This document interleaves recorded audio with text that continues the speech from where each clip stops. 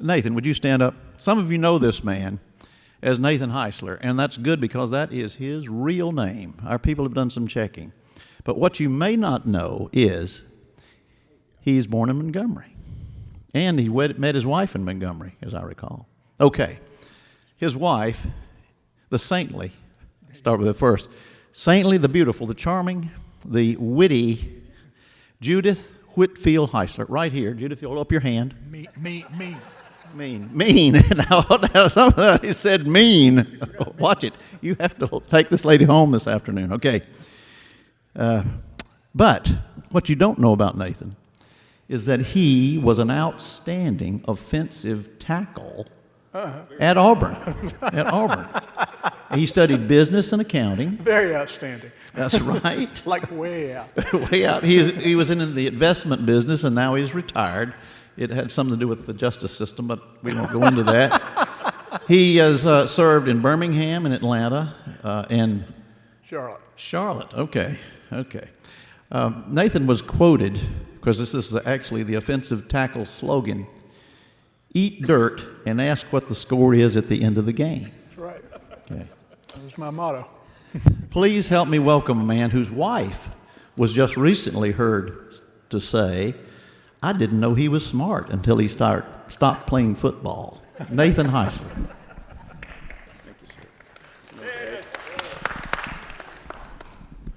Boy, that doesn't make you want to go. Go for it.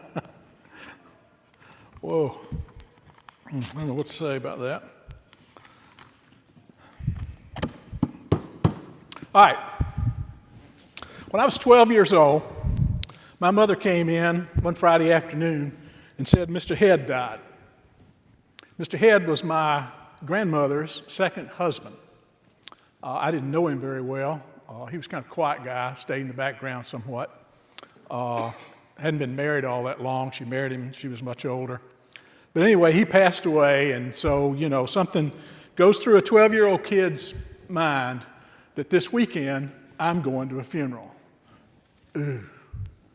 Nobody likes to hear that when you're 12 years old. And so, I about to get over that, and my mother was talking about it, and she sort of wagged her head, and she said, and Marty's going to be there. And all of a sudden, my countenance rose. And Mother said, she'll be there, and she's going to show out like she always does. Every family's got one, right? And so my brother and I, who was a little older than I was, we started looking forward to the Sunday afternoon funeral at the Deatsville Holiness Church in Wetumpka, Alabama, down a side road, dirt road, white building, tin roof. It was August, or it should have been August, because it was about 100 and something degrees. But we were there, and we had those portable air conditioners, the ones on a stick. We had one of those. And so anyway, we were there, and sure enough, we went through the whole process, and it was getting hot, and you could tell people were ready to get on with it. And the two funeral directors were up at the coffin, about ready to close the lid and get on with the service, and the preacher had probably cut his lesson down from 15 minutes to about 8 minutes by now, because everybody was just a little wet. And suddenly, I was standing there, and the back door opened, and there was Marty.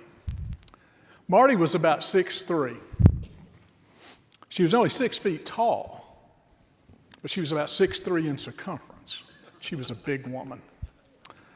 And she blocked out the door of the Holiness Church. I mean, you look back, I looked back, and I saw, like I said, you could just see the light just sort of coming in around her.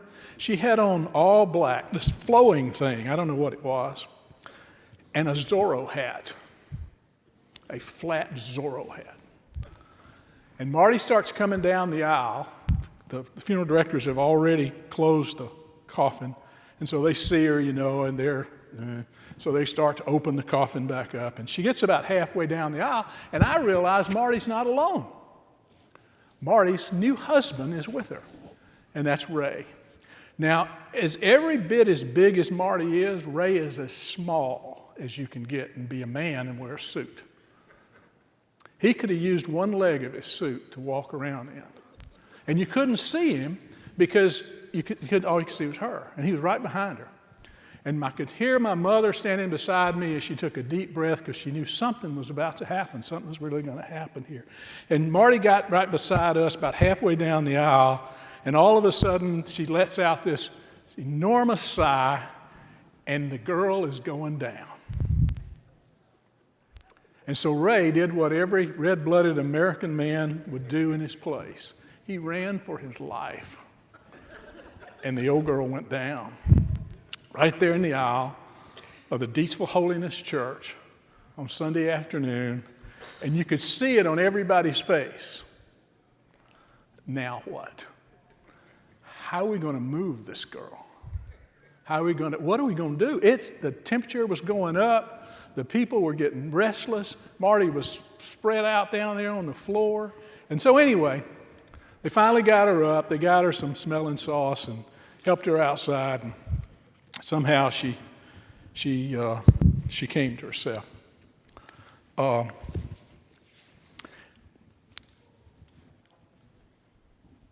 His name was Elimelech, and his name means God is king. And he lived in the land of Judah, and he was an Ephraimite.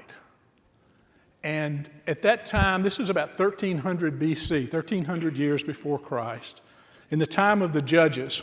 And at that time, there was a huge famine in the land of Israel, and it just permeated the entire nation. And people were hungry and starving, and families were hurting.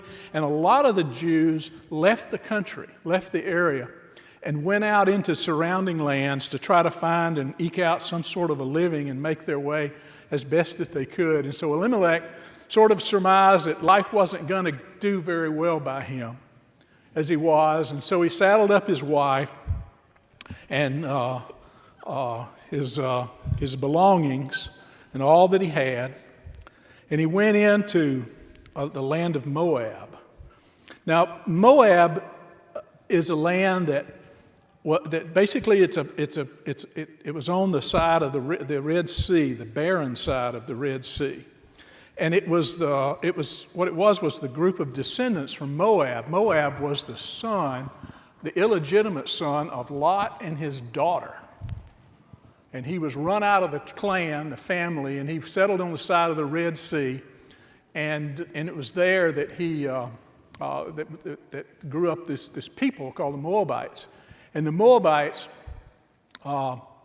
aside from being at war with Israel for years and years and years, raiding back, taking slaves, doing the same thing that all of the nations around Israel seemed to do from time to time. But somehow, for some reason, Elimelech thought that he would find a home there, find a place, find a living way to eke out a living. And he had two sons, Mahlon and Chilion. And Mahlon's name interpreted means weak, and Chilion's name interpreted means faint, which means they were born skinny. They were born, as weak, as sick and sickly. And he had these two little sickly kids, and he had his wife. And he went into this land, this country, and it just didn't work out very well. Because it's a barren land, and he's a foreigner, he's an alien, he's in a land of enemies, and he can't seem to find a way to make a living, and he struggles and struggles and struggles in a land where they worship a god called Shemash, or Molech. And the very big characteristic about Shemash, or the Molech god, was human sacrifice. They were very proud of that somewhat. And lest you think that deities and religions that demanded human sacrifice, that people abided by that because they were in some way tremendously devoted to a foreign god, you probably ought to look back into the records. And if you did, you'd find out that about 80% of the sacrificed children were females. The other 20% of the sacrificed children were made up of children who were born weak or deformed in some way. or they were the illegitimate child of someone that didn't want to raise a child or found out that a child would just be a burden to them in some way in their marriage, or that the mother didn't know who the father was. And in order to escape some sort of scandal, if there was such a thing in Moab, it just became convenient to dispose of the children in human sacrifice.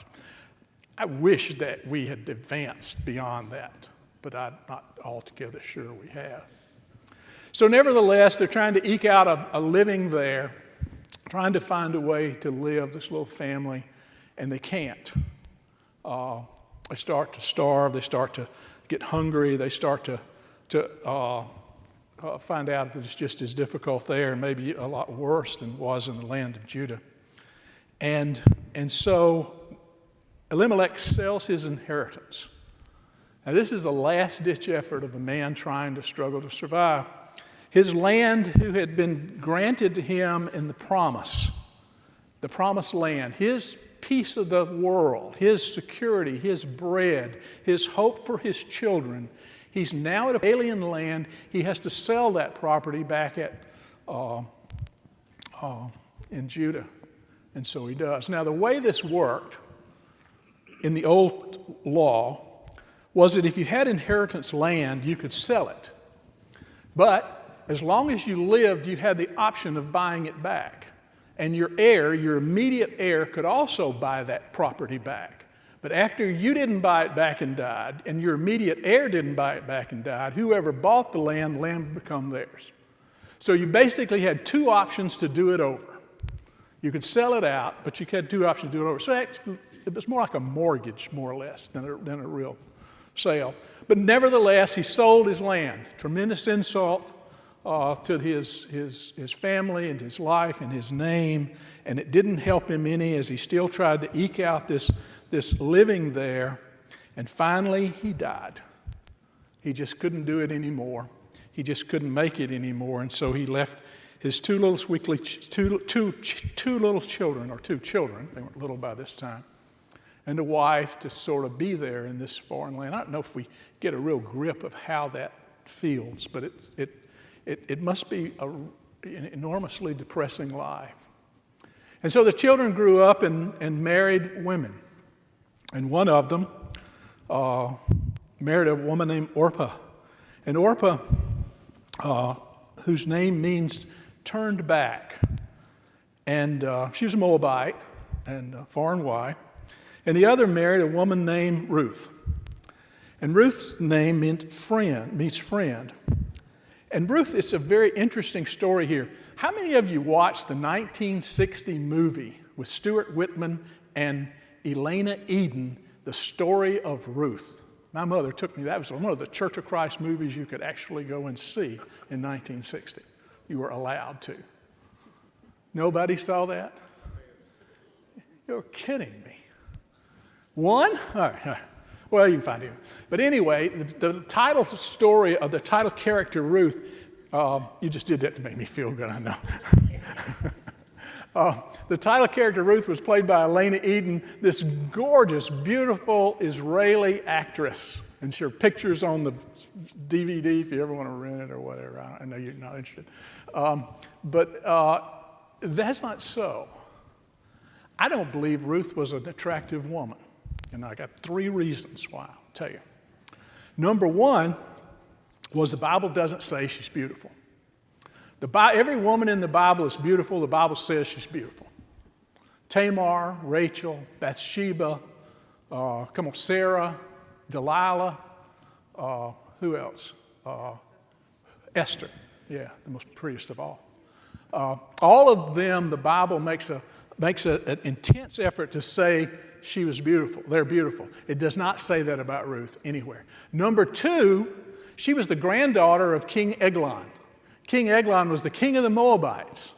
She was the granddaughter of the most powerful country the most powerful person in the country in a land where the parents decided who the father or who the parents decided who the husbands or wives would be, or husbands would be. In a land where if a woman was beautiful, she commanded an enormous dowry. She had suitors from here and there. And who does she marry? She marries a weak, poor, immigrant Jew, enemy of the state. There was no man in Moab who would have her, apparently, and only an immigrant, a weak Jew. And another reason, which I'll get to in just a second. So anyway, just for my benefit, I'm just going to assume that she's not necessarily all that attractive. And that sort of means something in the way that the story goes as we get through this. But nevertheless, as time would have it, both of the sons die because they live up to their name, weak and faint. So weak and faint die, and now they're left with three widows. You've got Naomi, an older woman. You've got Ruth, a not so attractive woman, and Orpah. All three widows in a foreign land. And they try to make a living there, and they can't make a living there either. There's only two things that a widow can do in this particular world if she's left alone without money. They are turned to prostitution, number one, or beg, number two. That's the only two options. There's no social safety net. There's nothing. You beg or you become a prostitute, one or the other. That's what happens if you're poor. Now, Naomi came to the conclusion that, if I'm going to be a beggar, because she couldn't be a prostitute, she was too old, she said that. She couldn't find a man because she was too old. So if I'm going to be a beggar, it's probably a better idea that I beg back in Judah, where I came from. And so she makes a decision that her and the children are going to move back to Judah. And she gives them the option. She says, you guys are Moabites, and you may want to stay around your people, your brothers and sisters and aunts and uncles, cousins and family reunions and all that other stuff that makes you feel comfortable, and that's perfectly okay with me. And so Orpah lives up to her name and turns back and goes back to Moab. And Ruth lives up to her name, friend, and she becomes a friend of Naomi and supports her and moves back to Judah. A foreign land that she really didn't speak the language very well. And she was seen clearly as a Moabite, an enemy of the state. Now, you know enough about Israel in the Old Testament law to know that Moabites are not necessarily going to find husbands easily in Judah because you really couldn't marry them or weren't supposed to. And Naomi said she was too old to find a husband, so they'd probably just were poor. So she got back, and her family welcomes her there and says, oh, Naomi, we're so glad that you're here. And she says, don't call me Naomi. My name means gracious. Call me Mara, which means bitterness, because life just hasn't turned out the way that I thought. The husband, the love of my life, is dead. The only two children I have are dead. My savings are gone. My security is gone. I have nothing to look forward to but bitterness. So she renames herself Bitterness. Bad place, isn't it? In Judah at this time at this particular time, poor women had a couple of options. One of which was that you could stay in the stable of a kinsman. And the kinsman had to let you do that, but for only a certain amount of time. Because when you're in there and you're eating fried chicken, and the lights are on and everybody's passing around the wine and everybody's happy, and you look out the door and there's a shivering old woman in the stable, it's just inconvenient. So you kind of only have to be generous for a short period of time, as long as you can stand it. And so at the end of some particular time, they can ask you to move on. Find another relative, somebody else that's got another stable or another shed that you can stay in, and that's fine. So she does, and they do, and she carries Ruth around with her, and they're poor, and they just can't make it. And so they live by going to the fields and gleaning, picking up the grain that falls off of the wagon, or the backs of the slaves actually, as they're walking in and out of the field. So as the slaves are walking, carrying the grain out of the field, whatever falls off of the package, the poor are allowed to pick up and keep. And so that's how they live. That's how they eat. They live in a stable. They eat whatever grain they can get and so forth. And Ruth goes out and does that every day. And the Bible says she works like a, I don't know what it is, but she works greater than any slave, any servant, any man. She works from dawn till dusk, and she carries on this idea of taking care of her mother-in-law. And while she's there, the guy that owns the vineyard, or not the vineyard, but the field, shows up. Where would you think he's from if you just had to guess? Bethlehem. Oh, I love these parts in the Bible when it all starts to really come together. So let me get this straight. We've got a foreigner in a foreign land that's poor and can't support themselves and doesn't know how in the world they're going to make it from one place to another, and a man whose name means willing and strong shows up from Bethlehem and has a desire to help. Heard this story before, haven't you? So anyway, he noticed her and he asked about her and said, "Who's that woman? She works like a man." And they said, "That's Ruth, the Moabitess. She's supporting her mother-in-law." And that strikes a chord in him. That's unusual. That's very unusual. A young woman giving up her life like this. And so anyway, he starts to ask around town, and they say, and he finds out she's quite a woman. And she has a reputation of care and concern, and for years. And so he starts to watch her, and closer and closer and closer. And he starts to notice the amount of effort that she puts out. And so he instructs his servants to go and harvest the grain and walk in front of her and drop it, so she'll have plenty to walk on with.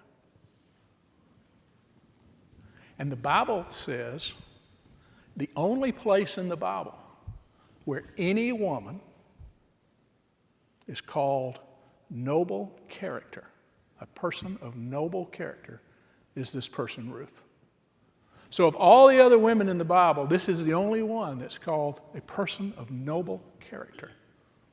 That's so very interesting to me. And it makes an effect, or it has an effect on willing strength, or Boaz. And as he watches and gets closer and closer to her, he has more and more admiration for her. And then finally, Naomi's about at the end of her life, or really getting close to the end of her life. And she calls Ruth in and she says, "I can't help you anymore. There's nothing I can do. I'm too old, I'm too weak, and I'm just a burden. And what I would have you do is go down to the threshing floor where Boaz works. The harvest is about over, and he'll be going back home soon. And put yourself at his feet. In other words, throw yourself at his feet and tell him you want to be a slave. I will be your slave for the rest of my life. You can do with me as you wish." Desperation to sell yourself into slavery, or to give yourself into slavery. And so Ruth does that, and she gets to the threshing floor, and you know the story.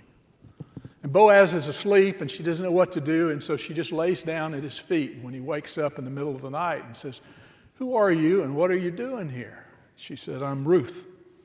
And he gets the light on, lights the candle or whatever.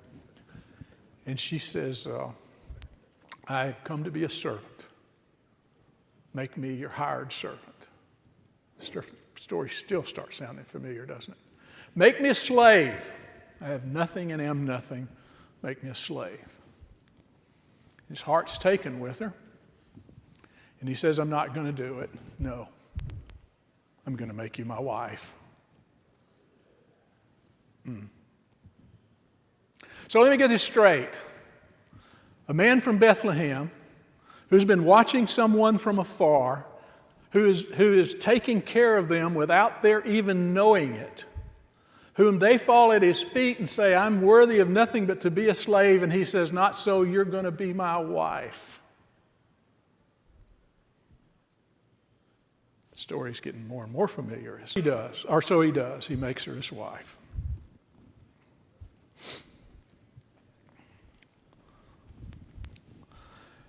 So Marty's husband, Ray, was a chemistry teacher at Huntington College in Montgomery. And he had just finished his PhD. We didn't know what that was. I will proudly tell you, at the age of 12, I had no idea what that meant. So what? He had finished his PhD, and he decided that he was going to give up teaching. And he got a job out in California. He went to work with a little chemical company, a little startup chemical company that you've never heard of. And they had some sort of patent that they had bought out of World War II. And they found a way to make it something special. And Ray was in on the ground floor. And Ray got rich. He was the one who made it in my family. And he got filthy rich, and they bought a house on the coast in California. And good old Marty got everything that she ever wanted. She got all the drama. She got all the attention. She got all the money.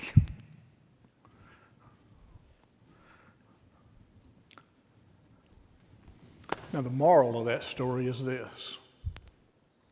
It doesn't matter what you look like. It doesn't matter how much you weigh. It doesn't matter that you're a drama queen. If you marry the right person, everything works out all right.